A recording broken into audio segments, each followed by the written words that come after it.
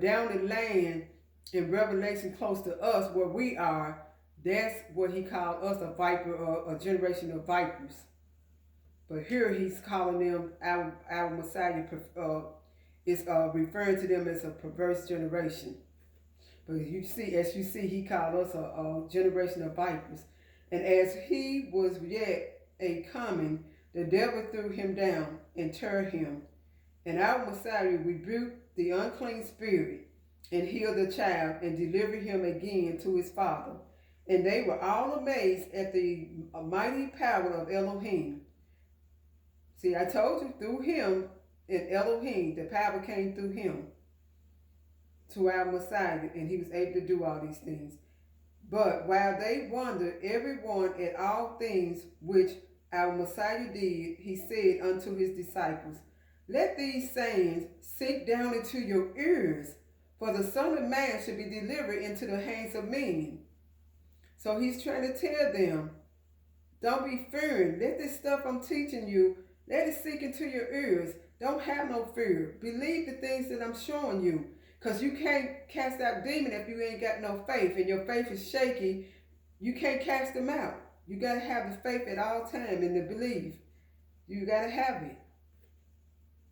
And that's why I say if you get a lot of people that set apart people, y'all can do a lot of wonders on this earth. We can. They just hard for me to find these set apart people. Because I want them to know we can go around casting out devils and we can all get together and start doing this. But it's hard for me to find them. So I keep praying to the Most High and you know, they hear. I know they hear. And I know it's a lot of us out here that set apart people. But they understood not this saying, and it was hid from them. Since they didn't want to receive it, he hid it from them. And this is his word, not man's. And it was hid from them that they perceived it not. And they feared to ask him of that saying. I would have, y'all know I would have asked questions. Why this baby? I would have asked lots of questions. Why? But they were afraid to ask. So then there arose a reasoning among them, which of them should be greatest. And our Messiah, perceiving the thought of their heart, took a child and set him by him, and said unto them, whosoever shall receive this child in my name receiveth me. And whosoever shall receive me receiveth him that sent me. For he that is least among you all, the same should be great.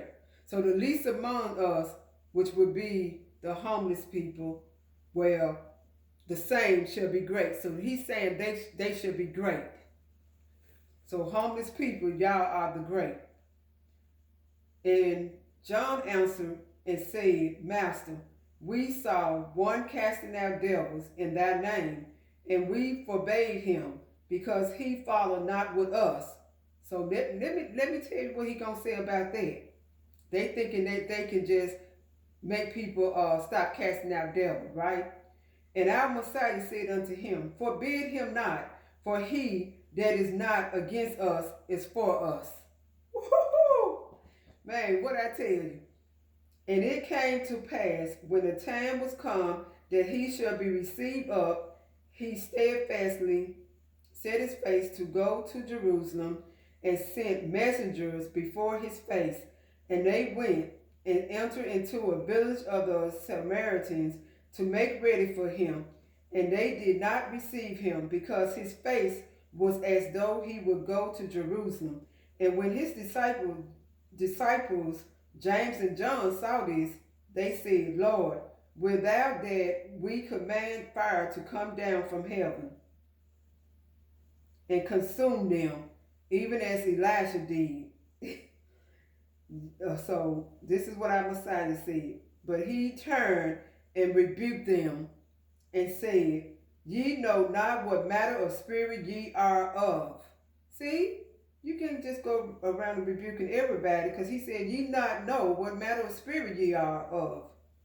For the Son of Man is not come to destroy men's lives, but to save them. He didn't come to do what Elijah, that was Elijah's destination, what the Most High put out for him to do. His purpose on earth was not to destroy man, not at this time, but when he come back the second time, he gonna bring peace upon the earth. And then when 1,000 years go by, which I hope it go by like a blink of an eye, and then it's gonna be time for him to battle with the people that's trying to kill the saints that's left on earth. So you got to know these things, because if they come upon you, you're not going to know what to do. You're going to run around with a chicken with your head cut out, with his head cut out, because you don't know.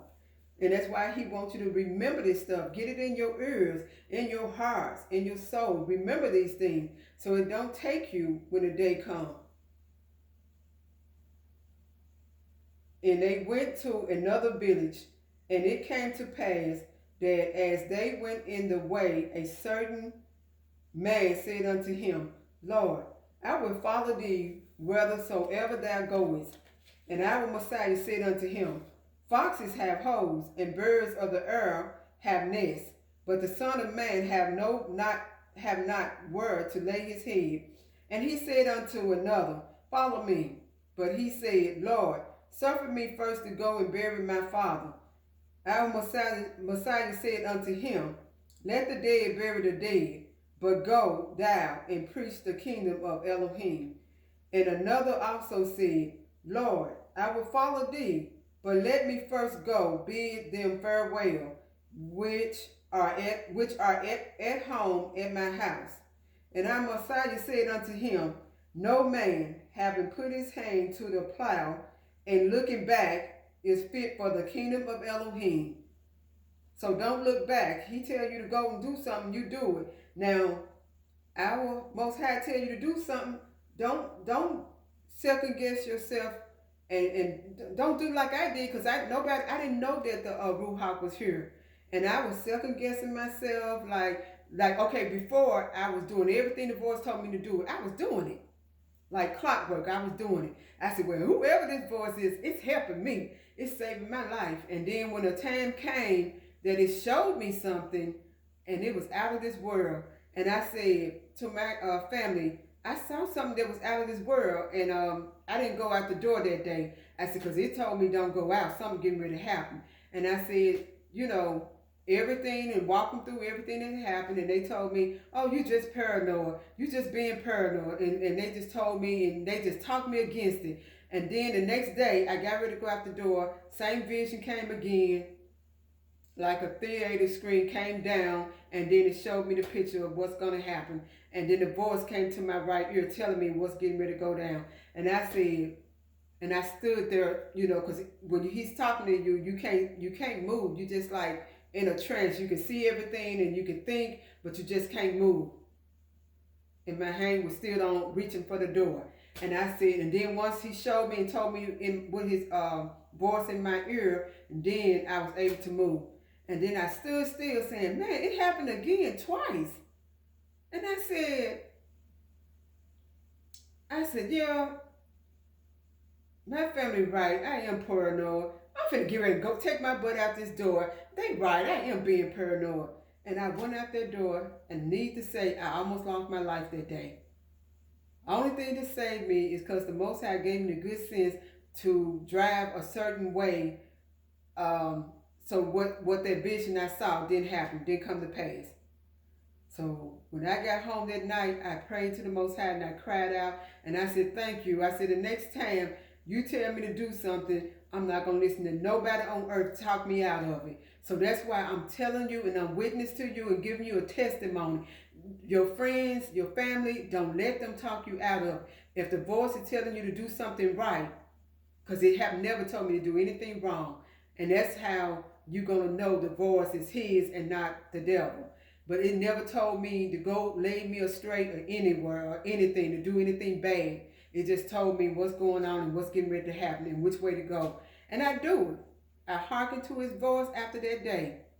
And then after I read the Bible, like at this house, which is probably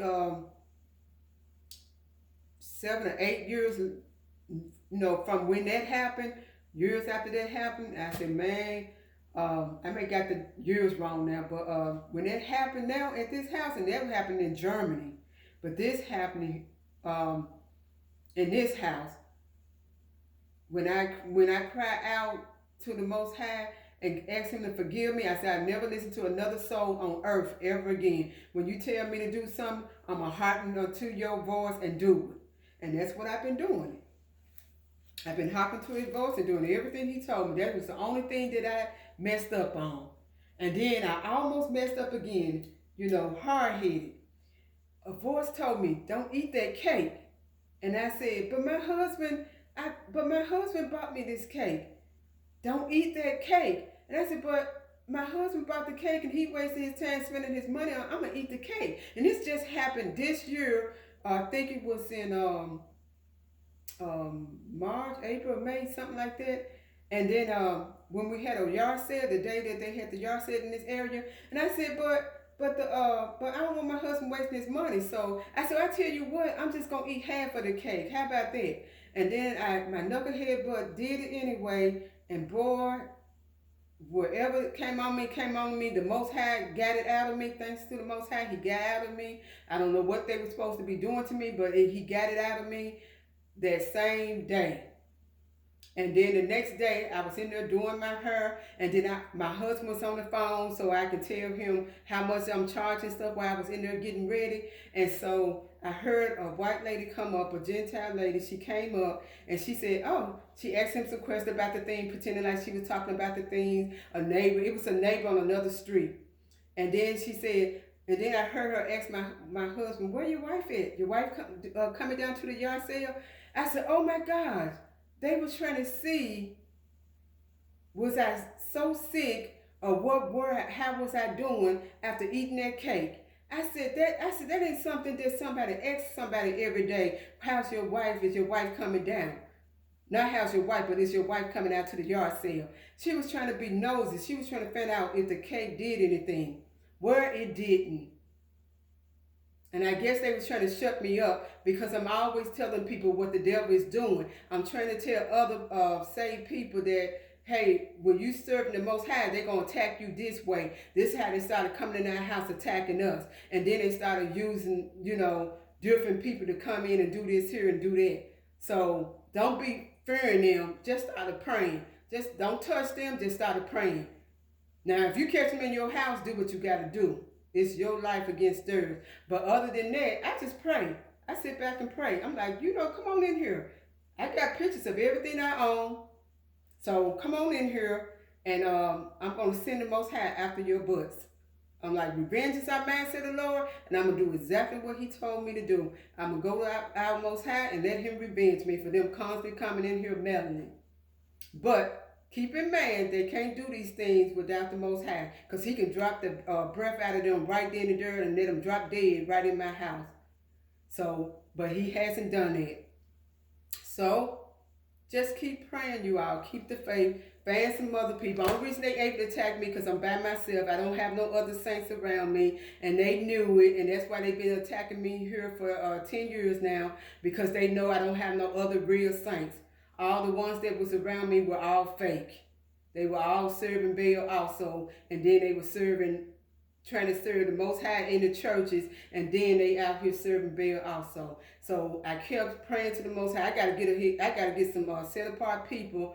These demons gonna run me ragged. So that's why I've been searching for other set apart people to come my way, so we can start praying, and we can start I can tell you some things to watch out for now, because I know all the things that the devil been doing on this earth. I done saw it, and I done took note. I got videos. They've been coming in here trying to find the videos. Good luck.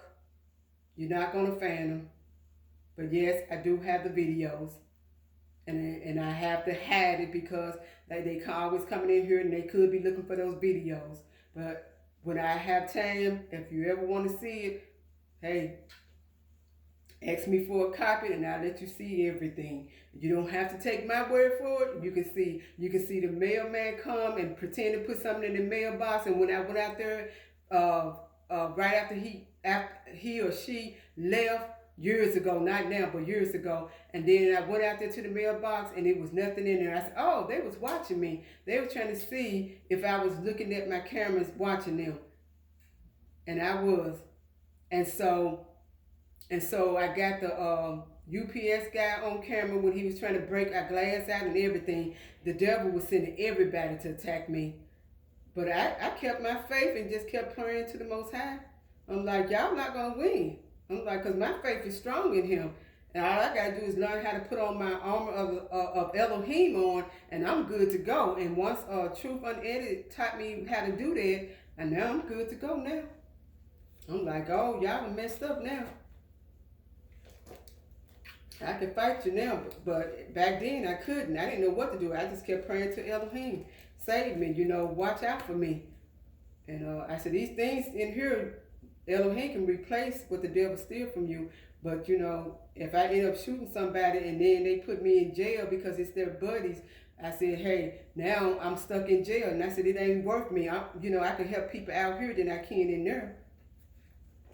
So that's why I have to let stuff go. I said, I'm glad you didn't let me shoot one of these Gentiles or these Hebrew men that was doing these things, because now I would be sitting there in jail. But Lord, I thank you for watching over me and watching out for me. Hallelujah. The end.